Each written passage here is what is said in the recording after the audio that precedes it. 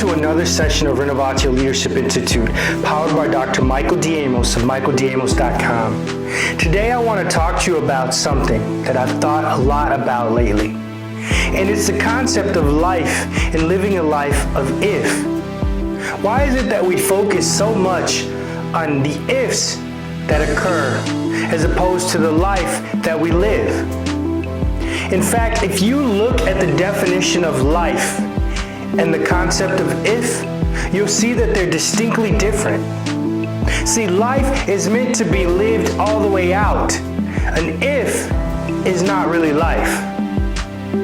See, the great master warrior, samurai, Miyamoto Musashi stated that today is victory over yourself of yesterday, and tomorrow is victory over lesser men.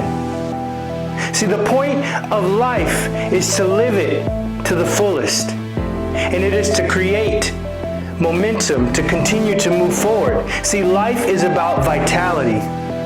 In fact, life is defined as vitality.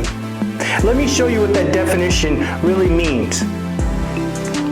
Life is defined as vitality, and vitality means to continue to live, to continue to be successful, to continue to grow.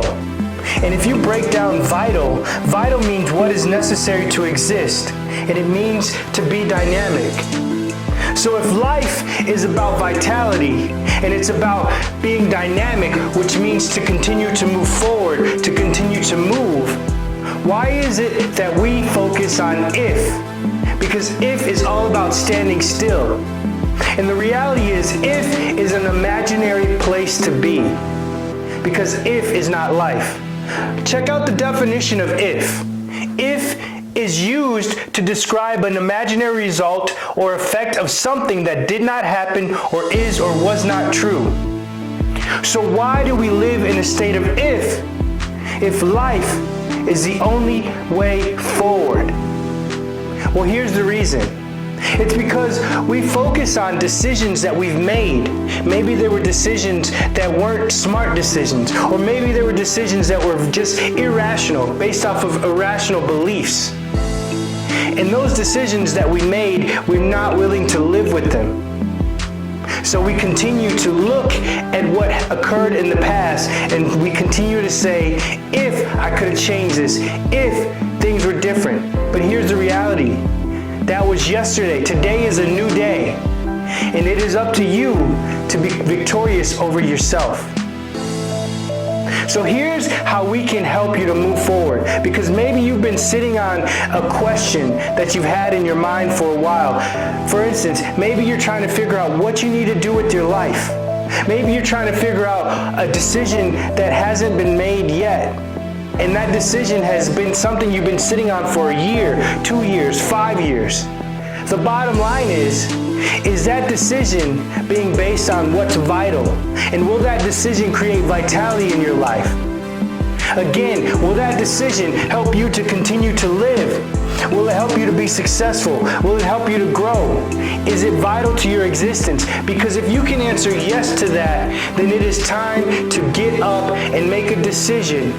And once you make that decision, take that decision, own that decision, and move forward with your life. Because standing still isn't life. And living in a state of if is not life. Life is about vitality, and it's about pushing forward. So here is a 6-step process to create a rational decision, and it's based off of a rational decision-making model that's common in business as well as can be used in your personal life. So here's what you're going to want to do. You're going to want to identify the problem. So what is it that you're trying to understand? What is it that you're trying to achieve? What is the aim? Then you're going to identify the decision criteria, and we are going to base that criteria on what is vital or what creates vitality in your life. See, if it gives life to you, then do it. But if it's going to take something from you, it's probably not a good decision, because we want to do things that are life-giving, not life-taking. You see, sometimes we make decisions, and those decisions, we have no way to come back from them. And they leave us with ifs, ands, or buts. And as we know, Life and if are two different things. And if is an imaginary place to be. So let's focus on life and moving forward with that. So once you've done that, you're going to analyze the situation. So maybe you've got 3 or 4 options. So you analyze the situations against those 3 or 4 options, and you weigh your options. You're going to weigh your options based on the ones that create the most vitality in your life. Again, let's go back to what we're looking at. We're looking at how to continue to live, to be successful, and continue to grow. We want you to do more than just exist. We want you to live, and we want you to be dynamic. And you can only do that if you make a decision. Okay?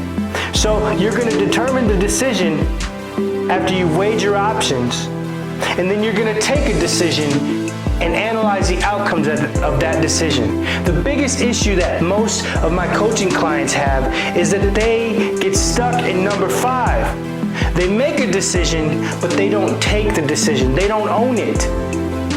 And ownership is what's required to create a future. Not looking back at the ifs of what could have been, what should have been, because that is not reality. So when you get to the point of determining your decision, make a decision.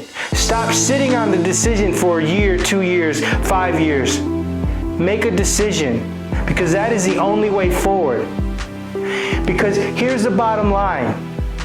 There's a difference between life and if. If is full of regrets, and life is full of rewards. So please, move forward.